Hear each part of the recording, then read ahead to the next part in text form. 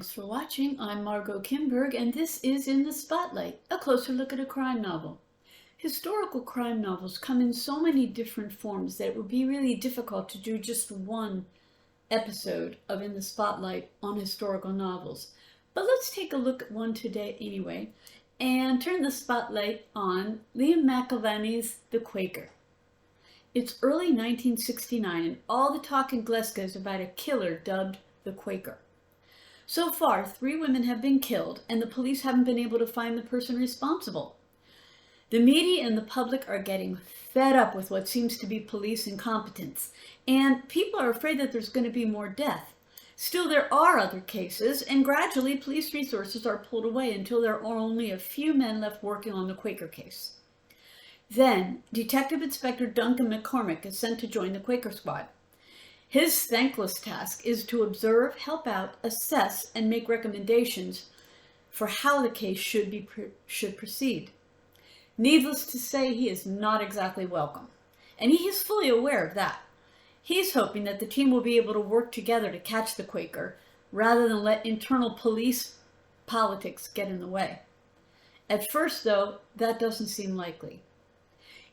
In the meantime, in a sort of dual narrative, we learned something about the 3 victims who were killed: Jacqueline Keevans, Anne Ogilvy, and Marion Mercer. The only thing the women have in common is that they went to a local dance hall on the night they were murdered. No one can identify the man they were with, and it's hard to narrow down the list of suspects because there are so many people at the dance hall. As McCormick tries to make headway with his new colleagues and with the case, both the police and the media are getting tired of waiting for answers, and of course, so is the public. Everyone's getting fed up. So the Quaker squad has to deal with being assessed, with a torrent of criticism as well. And the leads just don't seem to be panning out. Still, little by little, the team gets closer to the truth and grudgingly begins to accept that McCormick may be of help. For his part, McCormick learns to respect what the team is doing, and in the end, they find out who the Quaker is. So what are the elements in this novel? What ties it together? It is an historical novel, so there is a sense of 1969 Glasgow. It's a time of dance halls, mod looks, and experimentation, and we see that reflected in the novel. In a way, it's a sort of a noirish story. There isn't what you would call a happy ending, although we do learn who the killer is. And the characters are not set up to be good guys and bad guys. It's not a case of, say, corrupt coppers and the lone white hat among them comes in to rescue. Instead, it's a group of flawed people trying to solve a case.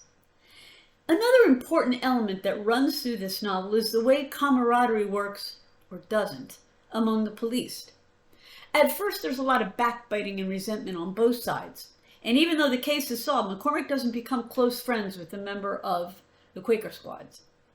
Still, they do work together, and it's clear that all of these men want to catch the killer, and not for the glory either. In their ways, they are all dedicated.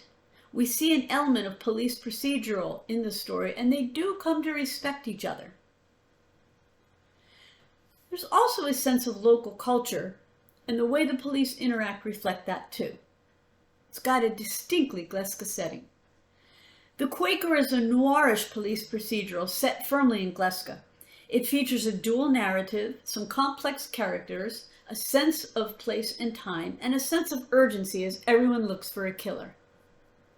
This has been In the Spotlight. I'm Margot Kimberg. Thanks for watching.